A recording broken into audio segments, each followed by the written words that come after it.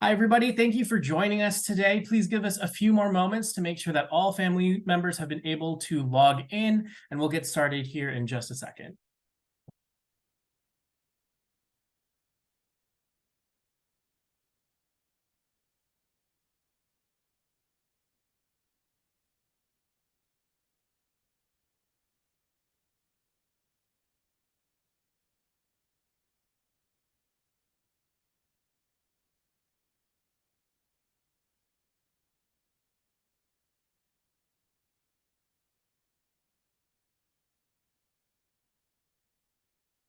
Hi, folks. Thank you for being patient. Give us one more brief moment to make sure that all family members have been able to log in, and we'll get started.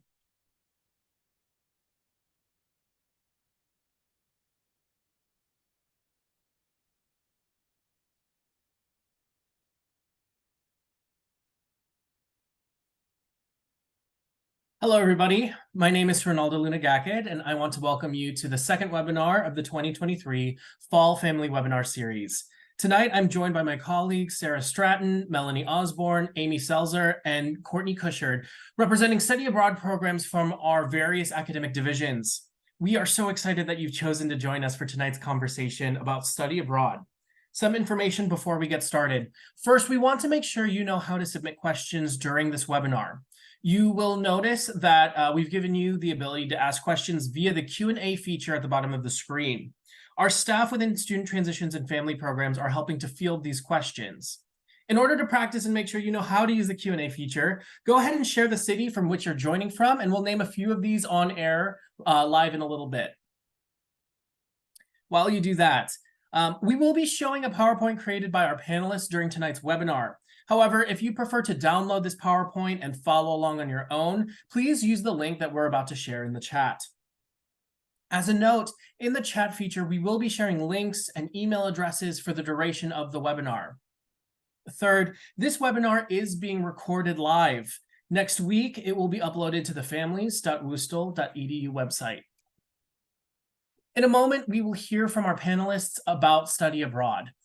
We will first hear from Amy, who will provide a general overview of study abroad programs at WashU, followed by specific information for arts and sciences students. Then Melanie will share about the McKelvey School of Engineering programs, followed by Sarah, who will discuss Olin School of Business programs, and then Courtney will finish things up with an overview of the Sam Fox programs. If something our panelist says sparks a question, don't forget to send it to us using the Q&A feature. After the presentation, we will move into the question and answer portion of the evening. Before passing things along to Amy, I want to share some of the places that people are joining us from tonight.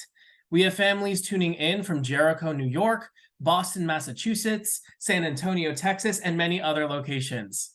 Now, since I know you all want to hear more about study abroad, I will turn it over to Amy.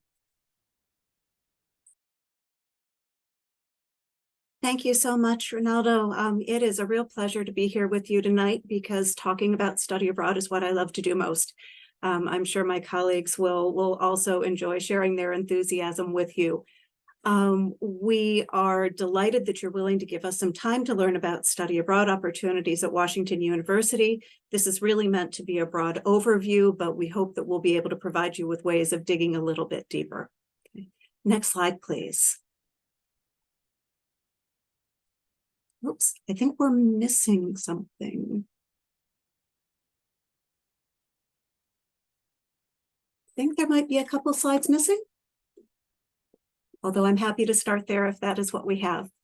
So when we are thinking about study abroad at Washington University as an aggregate, and this is going to be the case regardless of the school that your student is in, study abroad is always going to be tied to the student's academic program. We want to make sure that this is not just a sidebar. This is something that is very integrated in their Washington University education. It's really intended to complement and enhance their on-campus studies, give them a different perspective, give them different ways of operating that will take them happily out into the world. And most importantly at all, often from a parent's perspective, we want to keep them on track to graduate on time. So if they are studying abroad for a semester, they should be earning a number of credits that is roughly comparable to what they would be earning on campus and keeping their progress. If they are participating in a summer program, obviously those credits are also going to add to the students' academic progress during their time here. So going into some useful basics and ideas that we hope that you will take with you as you are thinking about study abroad and talking to your student about their choices. We really strongly encourage students to start with the what they want to study rather than the where, because we have many, many options, but not every option is going to be suitable for every field of study. We want the student to go where they can do what they really want to do best, rather than following a geographical preference. The cost of study abroad is going to vary by location and term. All semester program prices are going to be based on WashU tuition, and WashU financial aid will apply to that program, or those program costs. That program price is going to be billed to you through your student's WashU account, which means that you can use the same payment mechanisms that you typically use to pay for your students' educational costs. Summer programs are a bit different. Those fall outside of the normal 8 semesters and semester format. The cost is going to vary tremendously depending on the program, its duration, its components, etc. Financial aid does not apply in most cases, but Washington University may have some scholarship resources available depending on the program your student is choosing. So that is certainly something that you can inquire about, and we are also very, very happy to support students if they're applying to external scholarships as well. Okay, next slide, please. That's it. The order was just reversed, so I've already covered this. We can just move on. Thank you. Okay, so to start the journey, we have one common portal. It's a website called Global Opportunities. There is linkage to each of the opportunities offered by each of the schools. And so that is the easiest possible starting point for you or your student to begin exploring. Click on the tile for the relevant school. It will pull up a program list. There are advanced search functions that help you narrow what can be sometimes a rather overwhelming list of options. And again, a useful starting point to visit. Okay. So transitioning a little bit to the study abroad opportunities in the College of Arts and Sciences and the general framework for study abroad in arts and sciences, if we could move to the next slide, that would be great. Okay.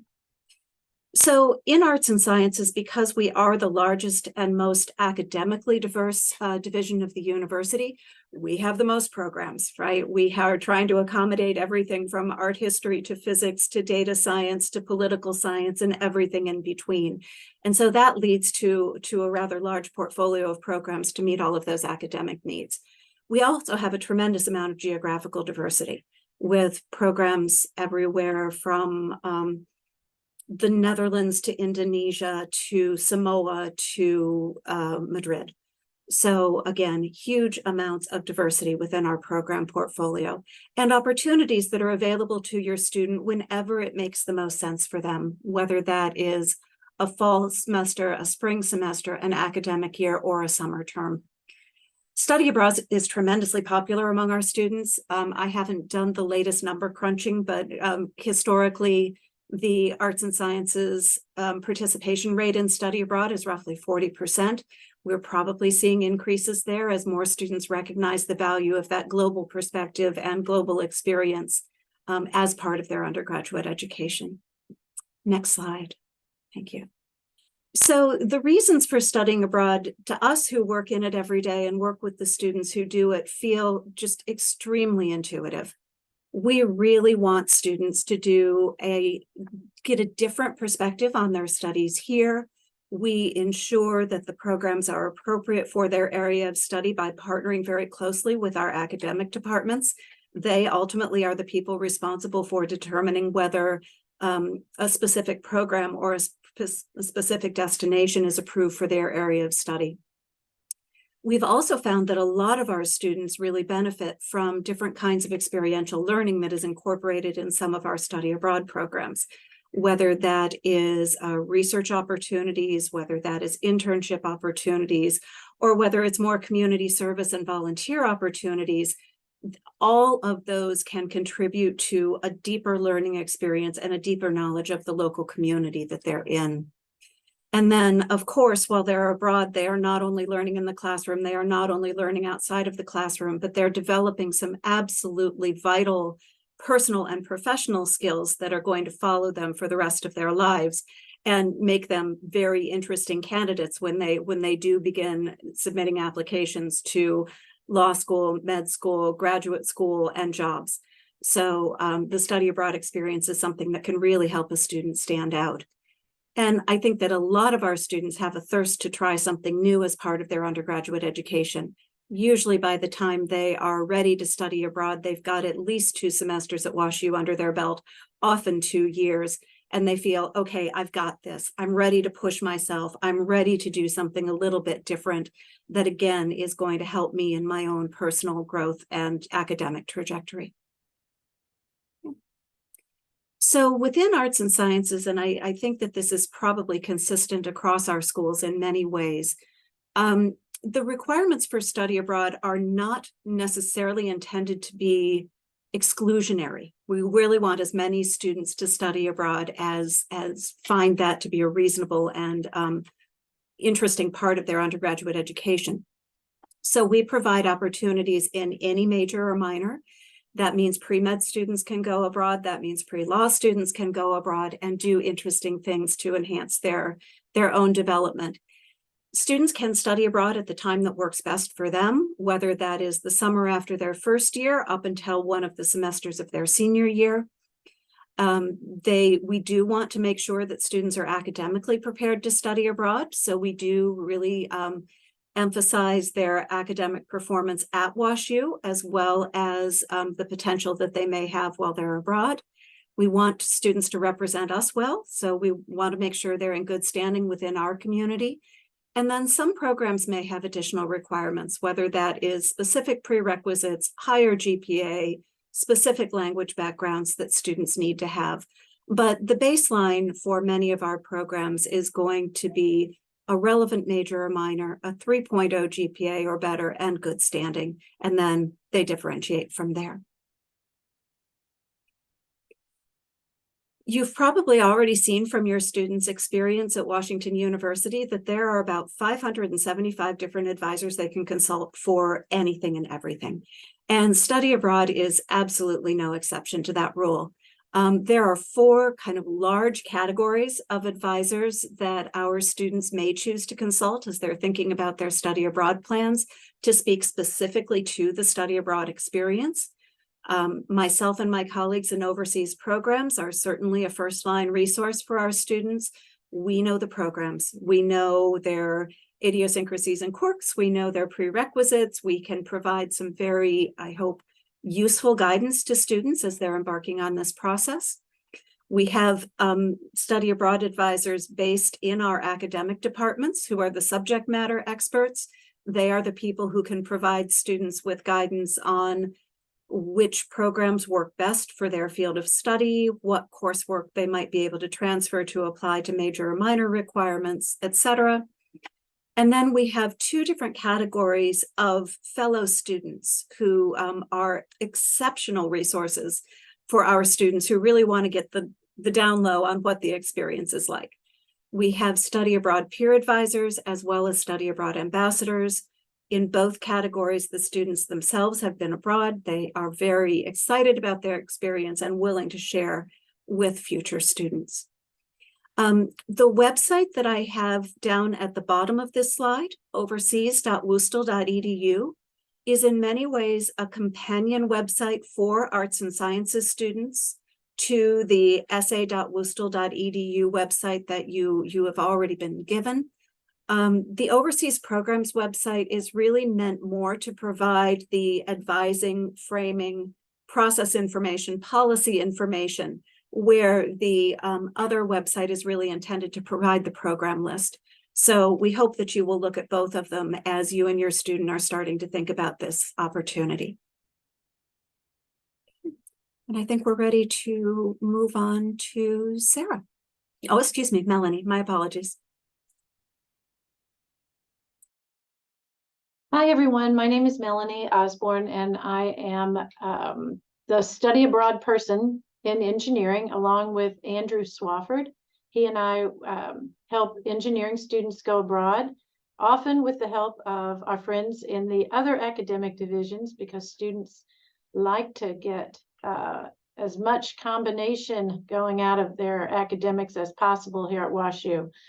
So if a student is an engineering student and they want to go abroad, they want to start with Andrew Swafford and myself. We are in the engineering undergraduate student services office. And Amy had great information. It's all basically the same, all those thoughts that go into study abroad and how it works at WashU. The only difference is Andrew and I are the liaison to the conduits to the department. So a student would talk with us, not necessarily with their academic department in engineering. And since Amy gave such a good overview, my slides are pretty limited. So the first one is our locations. All instruction is in English. All programs do not necessarily correlate to all majors, but there are engineering programs abroad for everyone. So a student would come in and talk to us, and we would help them determine how they plan their schedule, if there are specific changes they need to make to their schedule, and then what locations work best for them. If a student is, for example, chemical or environmental engineering, there are a couple classes they need to move around. And we have that information and we can help them with that. But our list is, for an engineering school, it's a pretty extensive list. And we do make sure that students stay on track with their curriculum and help them plan that out so that they are taking classes that keep them on track for their degree in engineering. And this is basically the process in McKelvey. You do want to meet with Andrew or with me, kind of the same things that Amy talked about when you're choosing a location abroad. We do want to have at least a second meeting to finalize your decision and review courses and do the study plan. No one ever just talks to us twice. We email, we meet over and over, and then our students also participate in the Study Abroad 101 program with our Art Sci friends. So that's it from engineering. Time for Sarah and Olin. Great. Thank you so much, Melanie. Hello, everyone. My name is Sarah Stratton, and I am the head of the global programming within the Olin Business School. I work with a great team of advisors who also partner with the academic advisors within the Olin Business School so that we are all aware of all the different things that the students are wanting to do. And we have a great network of colleagues within our office that are able to best support the students when looking at what makes sense academically for them. Like Amy and Melanie both said, we're here to support the students and want to make sure the students graduate on time and are getting courses towards their academics. So that being said, I'll talk a little bit about why we tell students they should study abroad within Olin. Being equipped to understand and adapt in an interdependent world. I think we saw this more than ever during COVID when everyone was able to work even more seamlessly remotely. You are going to be working on groups or teams within your industry, within your organization that might have people from around the world that you're going to have to work with, and study abroad helps give you those valuable skills to help start you in the process to understand how to work in that type of world. It adds value to your BSBA degree, which is the degree that you earn from the Olin Business School that students earn from Olin. We actually, with the class of 2025, have started a global mindset degree requirement. So all of our students coming into Olin, graduating from Olin from 2025 and on, are required to have some sort of unique experience that helps them gain that global mindset. Study abroad is one of the many great ways that you can satisfy this requirement, whether it be a short-term program or a semester-long program. So we really do, the business school really does value having that global perspective. It provides students with, oops, sorry, go back, sorry. This does provide students also with some great talking points. So a lot of our students will come in and say they want to have an internship, and we are seeing more and more students have internships after their sophomore year. But really what's great about after that first year is being able to do a short-term program where you're getting some experiential learning abroad. You're able to then take that with you as you start to interview for your internships after sophomore year, after junior year, and have more to speak about other than just things that you did in high school. And then it also enhances those unspoken skills. So as you can see, we see how much students become so much more independent. They're able to face that ambiguity. They're able to be more adaptable and flexible when different situations arise. And obviously, exploring the world, having fun, and meeting new people, those are such important reasons for why students want to go abroad and why we also want students to have that experience. So. Next slide, thank you. And then what employees are saying. So employers are also seeing the benefit of having that abroad experience, right? 73% of employers cite study abroad as important when evaluating resumes for junior level positions. I will say that currently about 1 in 10 students in the US have an abroad experience. Like Amy said, probably in arts and sciences is about 4 out of 10 students. Within Olin, we're between 6 and 7 out of 10 students. So our students do really value and see the value of having that experience, and that does really set them apart then from other students that are applying for those same internships and jobs. There are a lot of myths and perceived barriers to going abroad. Some of these have already been hit on, so I'll go over them quickly, but one being it's too expensive. As Amy mentioned earlier, WashU does have a homeschool tuition policy, meaning that any sort of aid or scholarship, anything like that that your student is currently receiving will continue on for their time abroad. Other than that, we do have scholarships available to help students with those costs. It will delay graduation. I hope you walk away from this today realizing that we all work together and want your students to graduate in a timely manner and when they want to graduate. And we definitely see students that are able to spend a semester abroad and still graduate a semester early if that's what they're looking for. But definitely it does not delay their graduation. We encourage them to come and meet with us as soon as possible to start planning out what their academics might look like moving forward. Within all of our programs, we only have one program that requires a foreign language requirement, and that is our program in Madrid, Spain. Otherwise, all of our programs offer courses in English, and language is not necessary for most of our programs. And then, having that summer internship, like I said, it's a huge thing, especially for business students. That is why we partner with universities that have that same time schedule that we do in terms of when the semester ends. We do have some programs that go a little closer to that June 1 date, but for the most part, all of them are done by that June 1 date. So students are able to come back home from wherever they were and start their internship. And then just to show you a little bit of where our current locations are, we have study abroad programs that are the semester length programs all across the world. We also have internship programs. So if a student is looking to gain an internship while also spending a semester abroad, those are great opportunities. And then we do offer short-term programs both in May, in the summer, and then we've recently started offering some J-term programs because we realize that there are, 4 to 5 weeks that students have in that time frame where maybe they're not doing much. So why not go spend 3 weeks in Korea and take a class? Why not go for 10 days to Mexico City and focus on a management and organizations course? So like I said, we're at about 64% of our students currently who have an abroad experience. We expect that number to continue to increase as with the class of 2025 having that global mindset requirement.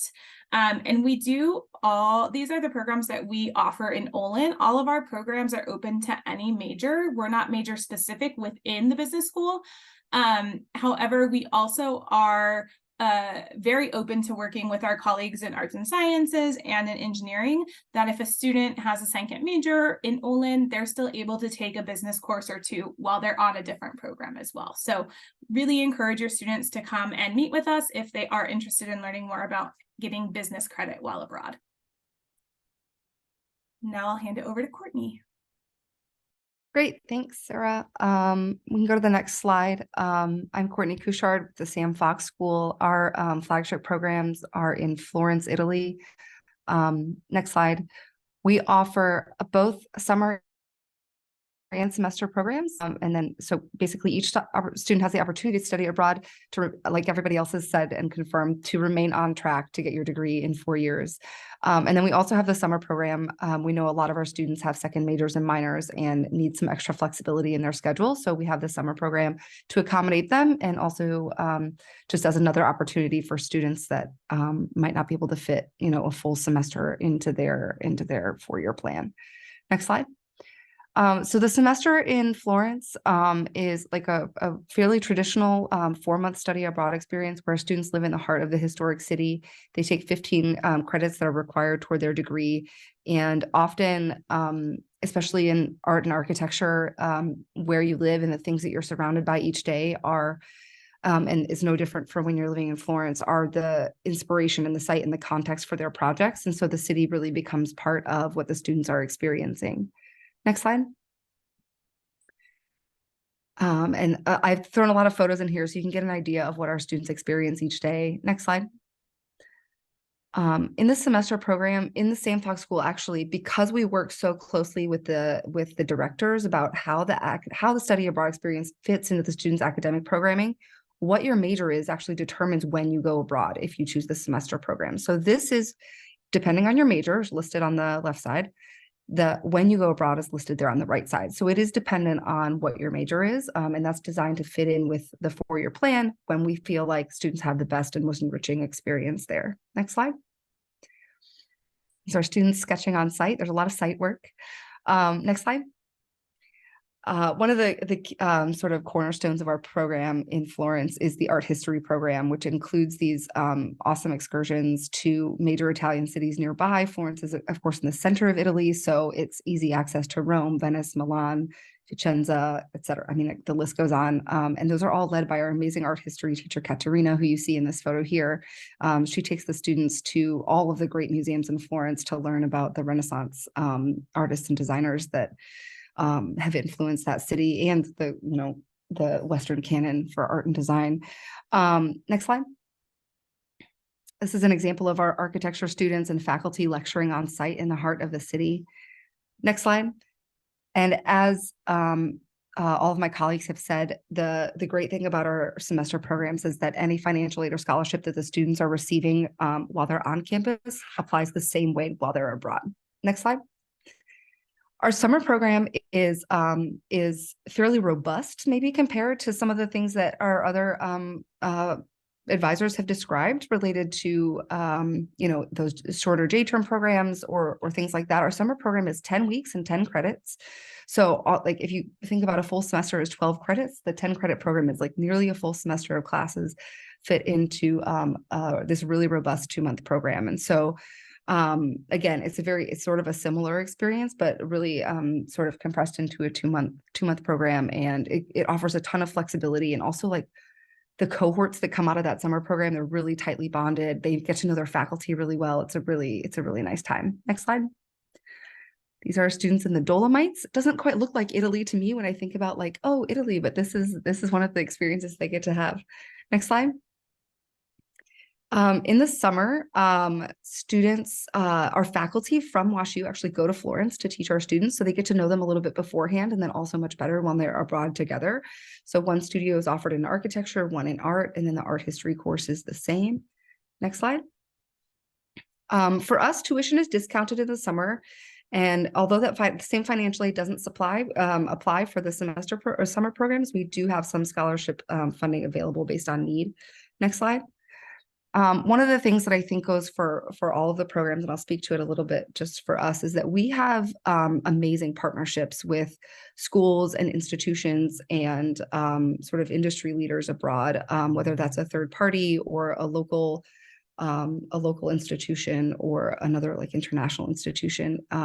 Those partners that we have are really key to giving our students a great experience when they're abroad. And we have all of us have built like strong relationships and great trust with those international advisors. So we rely on them a lot, and our students tend to have a really nice relationship with those other staff and faculty when they're there. Next slide. And then in Sam Fox in particular, for students studying art and architecture, of course, we have really specific programs related to our degrees in Sam Fox, but our students are also interested in subjects in arts and sciences and Olin and McKelvey. And so students can go do those other programs related to their second major or their minor or other things like that. So there is a process for students to make sure that they can transfer those credits back and that they count towards one of their degrees. And then there's also the option for our students at least to sort of go way outside the box and look at universities that might not have any current affiliation with WashU. And that's fine too. It's a little bit more of an intense process, but some students are really dedicated to a particular place or a particular institution. And so if that's their path and they want to pursue that, they work directly with me and with our chairs and our directors to see if we can make that work for them. And I think that's all my slides.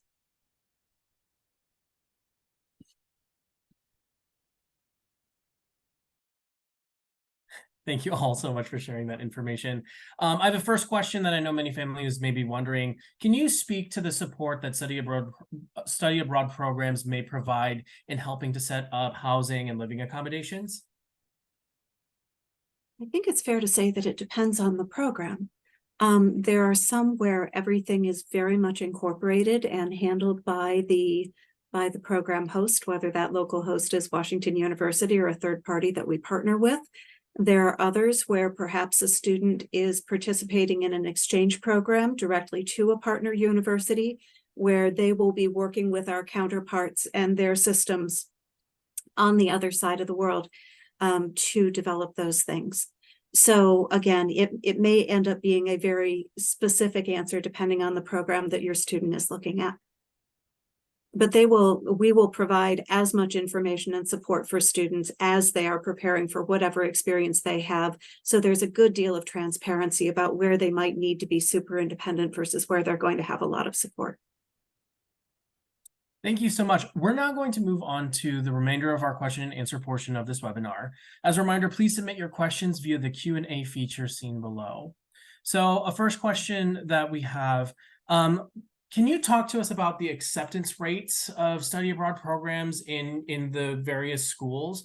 I know that some of you had talked about the eligibility requirements, but we do have a number of additional questions about whether all eligible students who apply are accepted into their study abroad programs of their choices.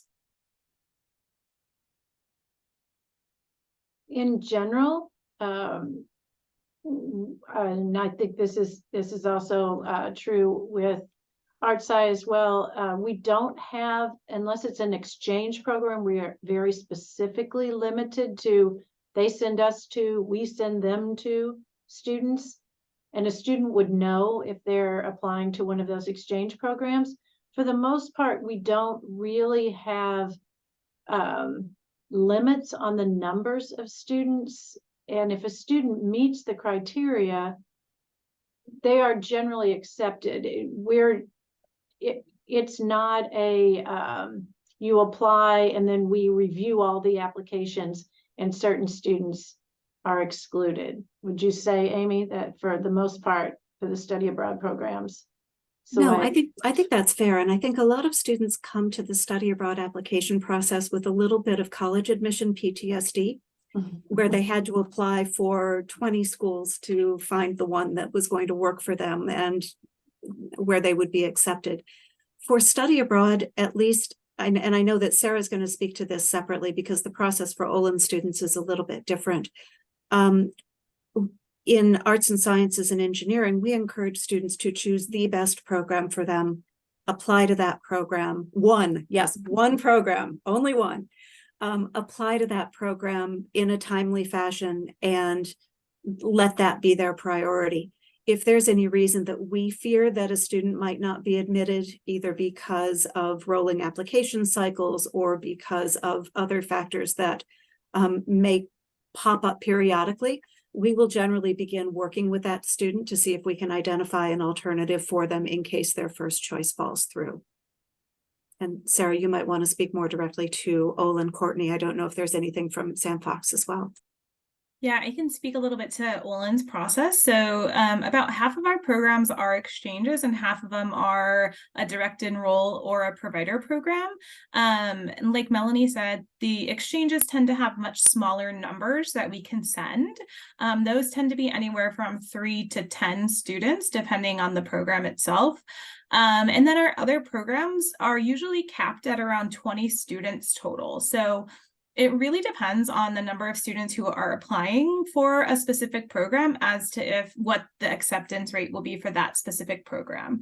However, as they said, students can only apply to one program. However, we will accept students in rounds so that a student might not get their first choice, but we will, as long as they meet the requirements to have an abroad experience, we will work with them to find a suitable option that will work for them and their academics moving forward. So we will still accept, 100% of the students who are eligible and who meet those requirements. They just might not get that first program that they're applying to, and that really just depends on the number of students. If we only have 6 spots and we have 30 students applying to it, unfortunately, there are going to be a proportion of those that aren't going to be accepted to that first choice, but then we will offer them other options that they can then look into and apply to as well.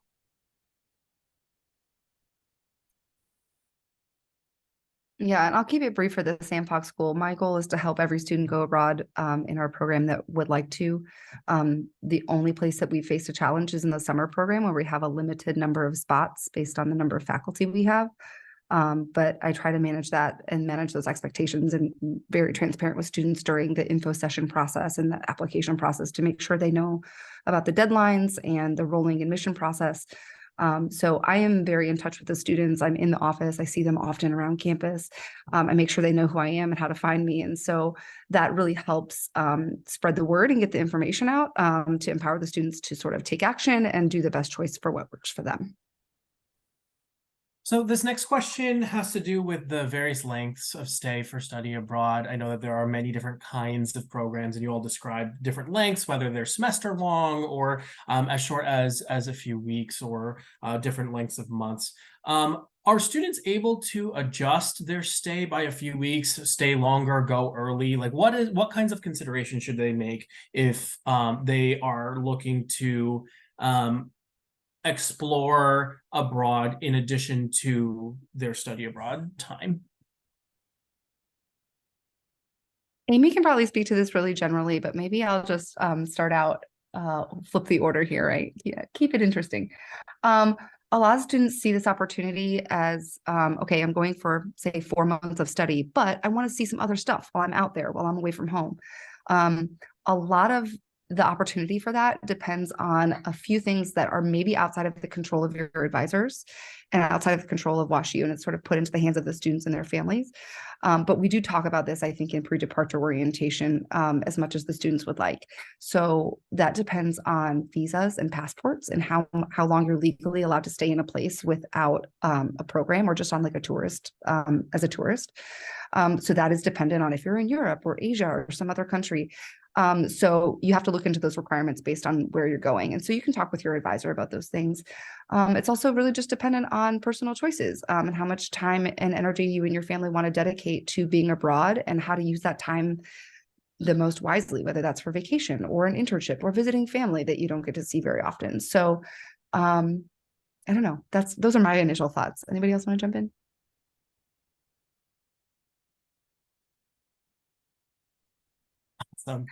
We have a number of questions from family members asking about safety. Can you speak to the different kinds of ways that family members can support their students around the topic of safety when their student is abroad?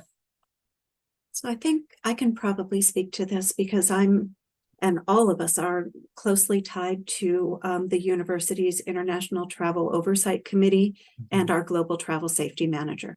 We have a person, right, who is responsible for monitoring health and safety concerns all over the world for all WashU travelers. She partners very closely with those of us in the study abroad areas of the different schools, and is constantly monitoring world conditions and feeding information to us, and it goes both ways. So as part of pre-departure, and I think this is consistent across all of our divisions, we are going to share health and safety information with the students. We are going to help them anticipate how they might need to prepare differently for the health and safety conditions wherever they happen to be.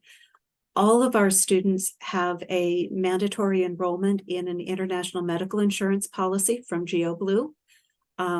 This covers all, both routine and emergency medical care while the student is abroad. It's an absolutely amazing policy. I wish I had something like it here in the United States, because there's no deductible, prescriptions are covered, they've got a network of approved facilities, but the ability also to reimburse for expenses from non-networked facilities. They're absolutely amazing. Additionally, we enroll all students in what we at WashU call My Trips. My Trips is a platform in partnership with an organization called International SOS, which is a global travel safety assistance program.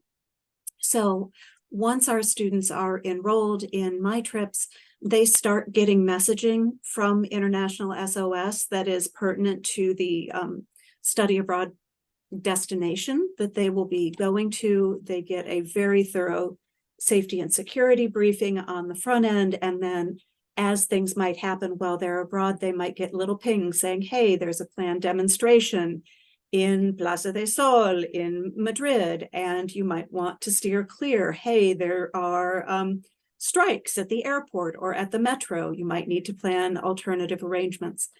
So, and depending on the program a student is attending, they're also going to be getting communication regarding any health and safety conditions from the organization that we're partnered with, whether that is their host university, whether that is a third-party provider. So students have lots and lots and lots of information while they're abroad that can help them make the choices that are going to keep them safe and healthy. So based off of your all's presentations, it sounds like there's a lot of work that our students are doing to help prepare themselves for their study abroad experience. Something that keeps popping up is our families want to hear more about both the application process before going abroad, as well as the 101 course. Would you all be able to speak a little bit more about what kinds of things their student may be expecting to have conversations about? For the application, it's pretty much your demographic information. Then, as Amy said, it is not a get into college essay that you have to write, but it is an honest assessment of why you want to go to a particular location and what you think you will gain there and how it will benefit you academically and personally. There's also, and this is very important, there's a study plan. The students have to meet with their advisor in their different division and list the courses they plan to take. That's a very important part of the application. They also need a recommendation, at least one, usually two recommendations from someone here on campus, not a friend, but you know, your RCD, your faculty advisor, your four-year advisor.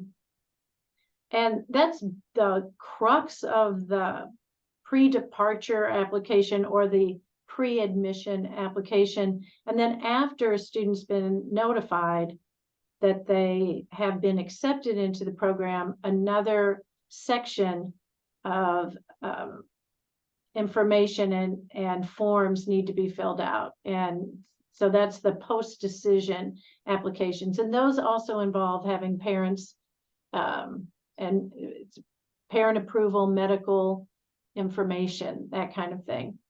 So the application process is pretty straightforward, and our system reminds students if they forget something. The system's like, hey, you forgot this, you need to fill this out.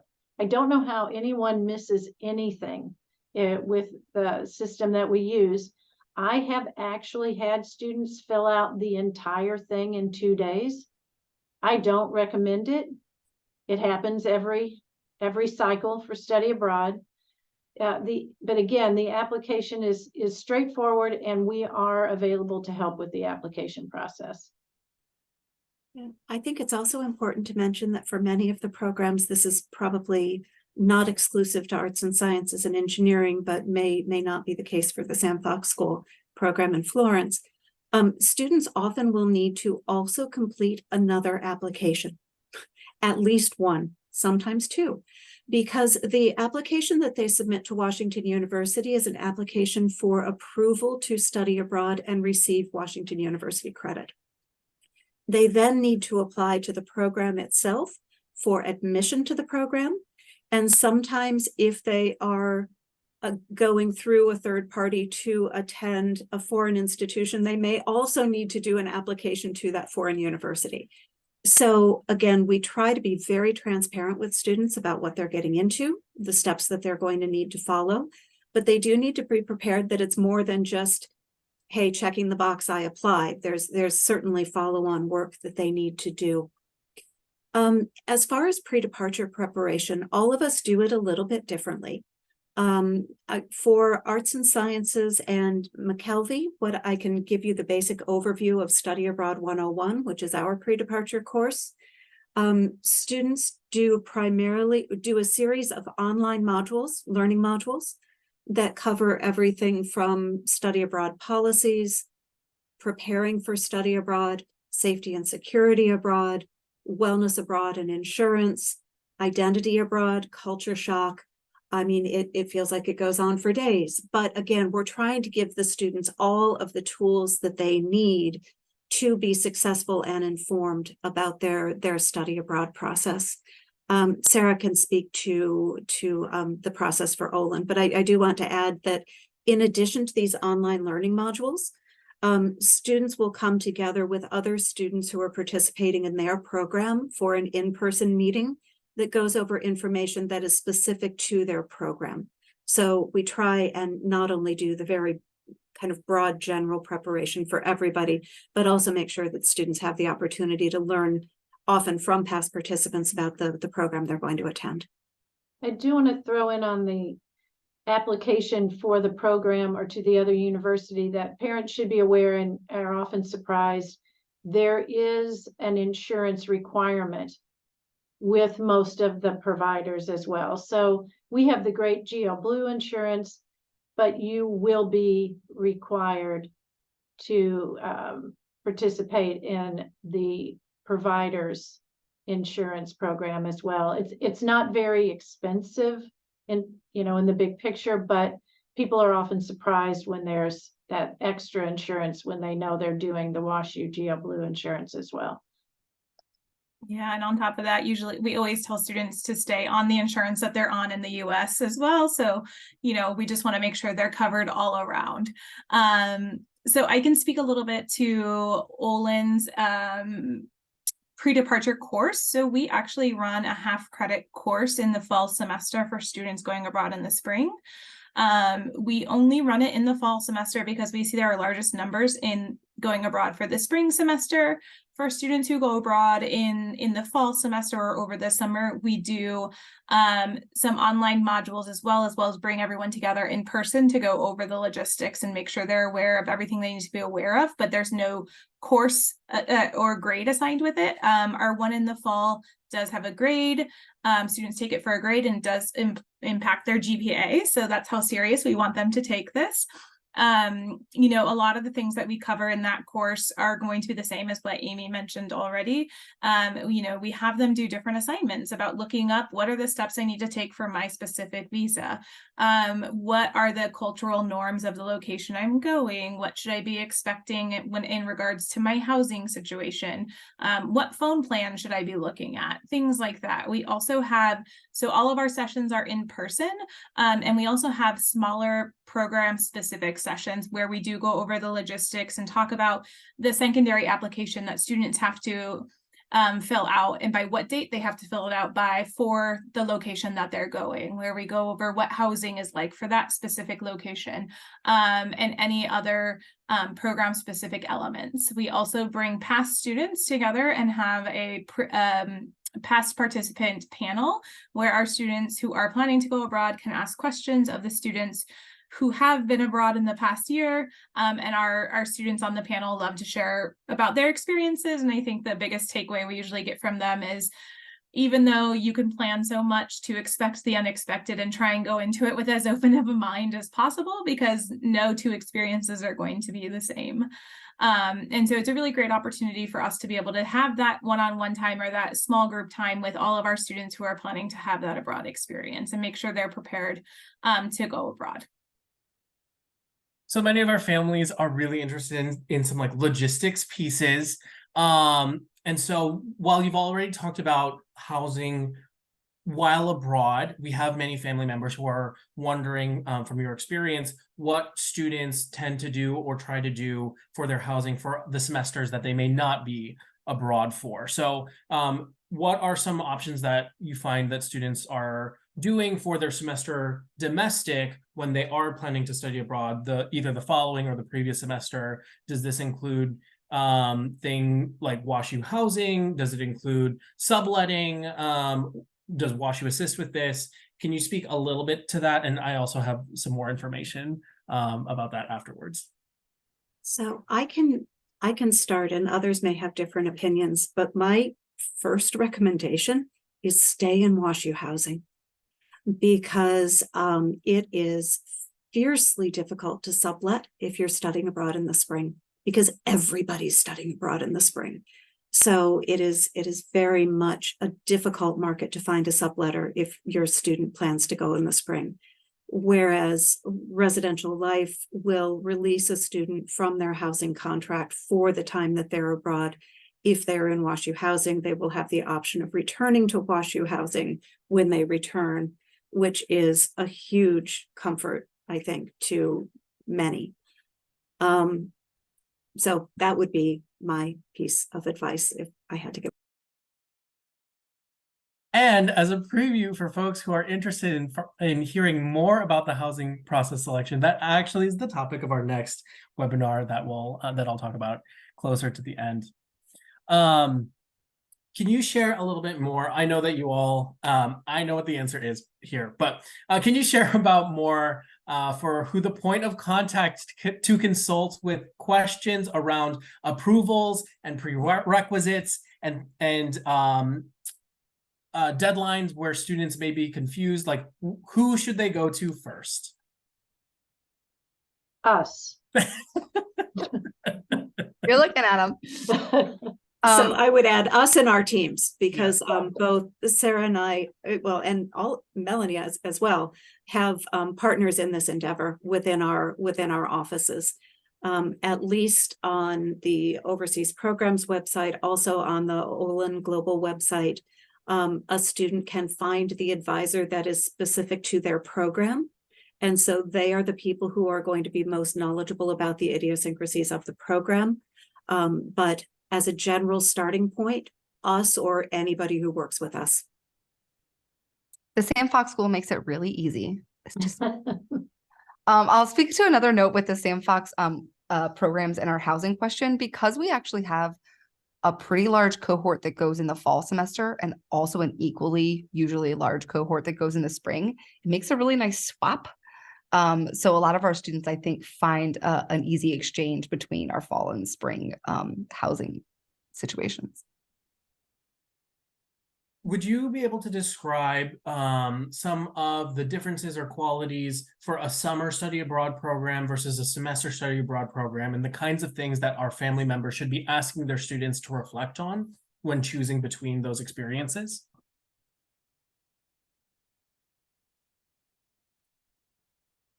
I can speak a little bit first. From what I can say about our Olin programs, I would say the summer programs are a great opportunity for a student who might not be as prepared or ready to spend a whole semester away.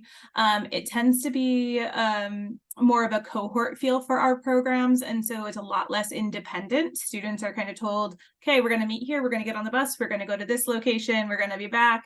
Everything is kind of organized for them on our short-term summer programs. I would say it's a great opportunity for a student who might not feel comfortable being that far away for that long. And it's a good stepping stone into then deciding if they want to do a whole semester or not. I think the short-term programs are also really great for students who maybe academically don't have the resources to be able to be away from WashU for a whole semester because they are very strict with what courses they have to take when. And having that shorter experience abroad still gives them that exposure to a global perspective, but not as intense as spending a whole semester. That would be my first thought when it comes to the difference between Olin's programs. Can you share a little bit more about the general timing of the application process and cycle? When should students start identifying whether study abroad is part of an experience that they want to do? When should they start meeting with you all? And I know that the answer is it depends on which program and it depends on when, but we do have a number of questions around that. Never too early, right? I know that many of us are four-year advisors.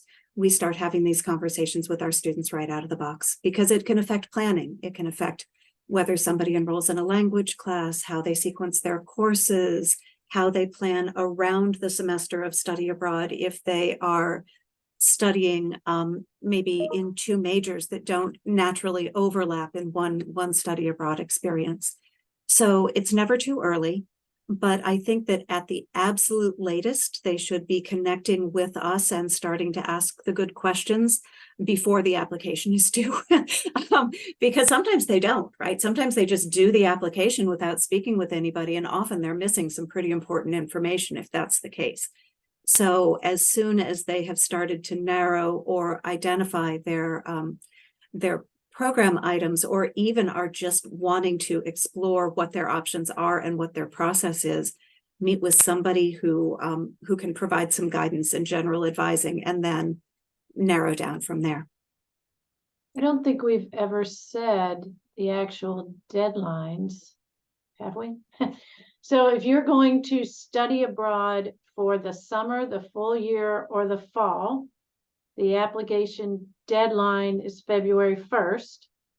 And I say this so many times that when I say it, I start downing myself. It's February 1st. And if you want to study abroad for the following spring, the application opens in the spring and then closes May 1st. That one kind of confuses students because you're actually applying almost a year ahead of time.